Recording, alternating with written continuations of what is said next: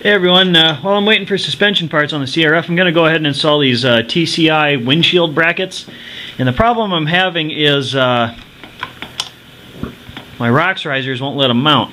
So what I'm hoping is that if I turn these around so that you see that rocks riser logo there, if that's on the inside, I'm hoping that's enough space that I can put these on.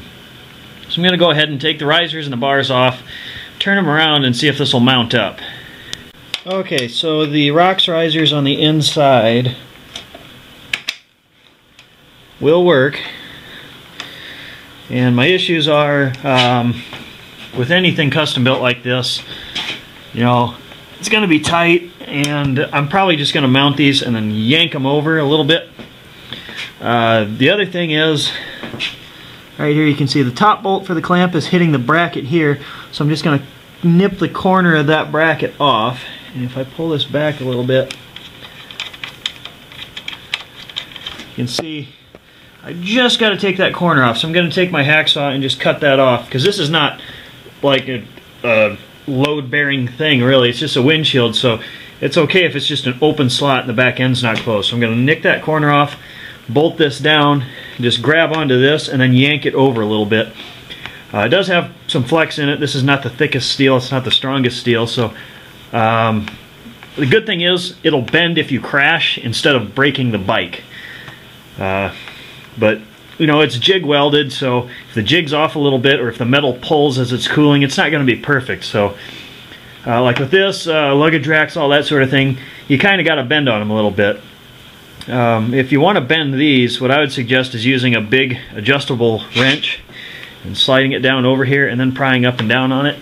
Instead of using pliers, because if you have a big flat surface of an adjustable wrench, you can keep this part straight. But that's also something that I might need to bend, but I don't have a windshield for this yet. Right now I'm just putting the brackets on.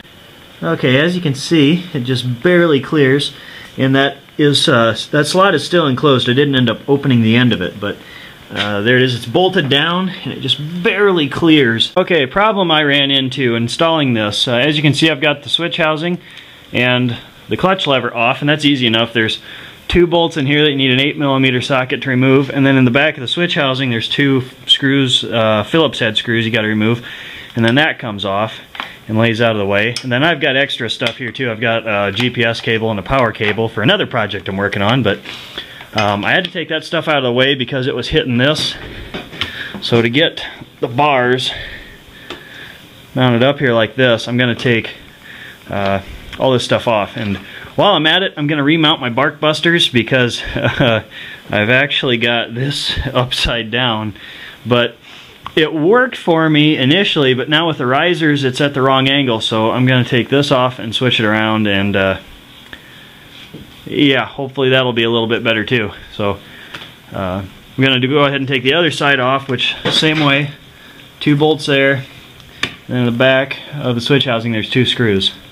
Alright, the handlebars are a bit of a mess, but as you can see I've got this one mounted also, and this one's really close, and it's very, very likely that one of my crashes kind of moved the headlight cowl around, which is probably why it's close, but it's also just as likely that this jig welded windshield bracket could have warped a little bit when it was cooled. So either way, this one's actually touching, so this one's going to need some tweaking.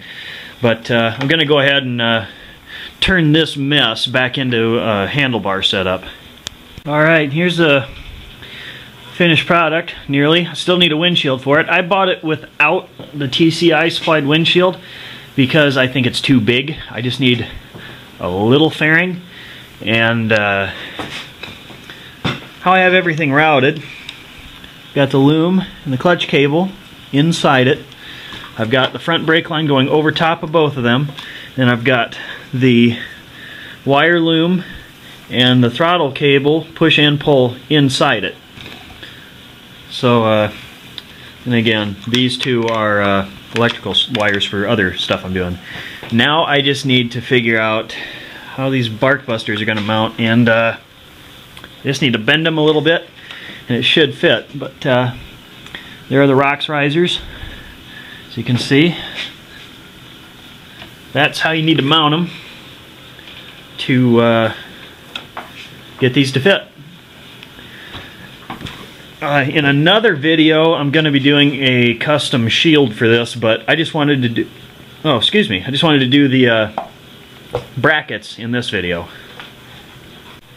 Okay, I've got a complaint before we go.